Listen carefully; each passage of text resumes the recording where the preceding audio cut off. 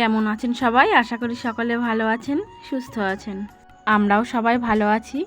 আজ হচ্ছে সোমবার আর এখন বাজে প্রায় 8:30। বাসি কাজকর্ম করে স্নান টান করে ঠাকুরকে জল দিয়ে নিচ্ছি। ঠাকুরকে জল দিয়ে নিয়ে আবার ওদিকে বানাবো একটু জলখাবার, মুড়ি আর আলুর তরকারি বানাবো, তাহলেই জলখাবারটা হয়ে যাবে। আর এই যে আলুর তরকারি আমার হয়ে গেছে, মুড়ি বেড়ে দিয়েছি, ওরা সব খেয়ে নিক, আমি একটু পরে খাবো। তার মধ্যে এসে আমি আবার ভাতটা চাপিয়ে দিয়েছি, না হলে আবার অনেকটা দেরি হয়ে যাবে। আর কাঠের উনুনে ভাতটা করে নিচ্ছি। হাঁড়িটা আমার বড্ড পুড়ে গেছে, আমি কি করে মাজবো আমি জানি না। আর ভাত বসিয়ে দিয়ে আমি দেখলাম বাটা মাছ নিয়ে এসছে। বাটা মাছগুলো কলতলায় নিয়ে চলে এসেছি আর বেছে ধুয়ে নুন হলুদ মাখিয়ে রেখে দিয়েছি। এবার আমি এঁচোড় আর আলুটা কেটে নিচ্ছি। বাটা মাছটা সর্ষে আর পোস্ত দিয়ে করব, আর এঁচোড় আলুটা কিন্তু নিরামিষ করব, পেঁয়াজ রসুন দেবো না। তাই আলু আর এঁচোড়টা আমি ডুমো ডুমো করে বড় বড় করে কেটে সিটি দিয়ে নেবো। আচ্ছা চলুন রান্নাবান্নাটা সেরে ফেলি। রান্না আমার এখানে হয়ে গেছে। এটা হচ্ছে বাটা মাছের, বললাম না সর্ষে পোস্ত করব, সর্ষে পোস্ত করেছি। আর ওদিকে এঁচোড়টা সিটি দিয়ে নিয়েছিলাম, মশলাপাতি দিয়ে কষে নিয়েছি, টমেটো আদা জিরে এইসব দিয়ে করেছি। তরকারিটা একটু হোক, মানে আরেকটু হোক, তার মধ্যে আমি মাছটা নামিয়ে নিই। মাছটা তো হয়ে গেছে, দিয়ে আমি তরকারিটা নামিয়ে নেব। তো চলুন মাছটা আগে নামিয়ে নিই, তারপরে তরকারিটা নামিয়ে নেব, তারপরে ওদের খেতে দেবো। খেতে দিয়ে নিই, কারণ অনেকটা বেলা হয়ে গেছে। কারণ এঁচোড় আলু মাছ বাছা সব তো এক হাতে, মশলাপাতি সমস্ত কিছু এক হাতে করতে হয়, তো একটুখানি দেরি হয়েই যায়।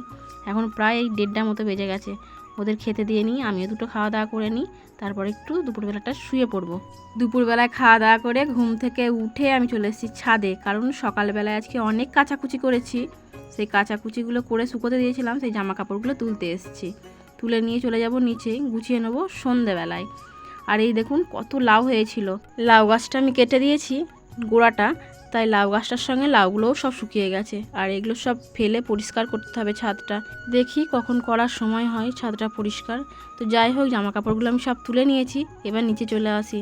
আর জামা কাপড়গুলো আমি গুছাবো সন্ধেবেলা, সন্ধে টন্ধে দিয়ে চাটা খেয়ে তারপরে। আর এই যে আজকে বাজারে গেছিলো, কয়েকটা পেয়ারা কিনে নিয়ে এসছে। তো পেয়ারা দুটো আমি নেবো এখান থেকে, আমি একটা খাবো আর ও একটা খাবে। আর একটু বিট লবণ নেবো, বিট লবণে একটু শুকনো লঙ্কা, মানে গুঁড়ো লঙ্কা একটু ভালো করে মিশিয়ে নিয়ে চলে যাব মাঠে, কারণ ওখানে ছাগল ছাড়া হয়েছে।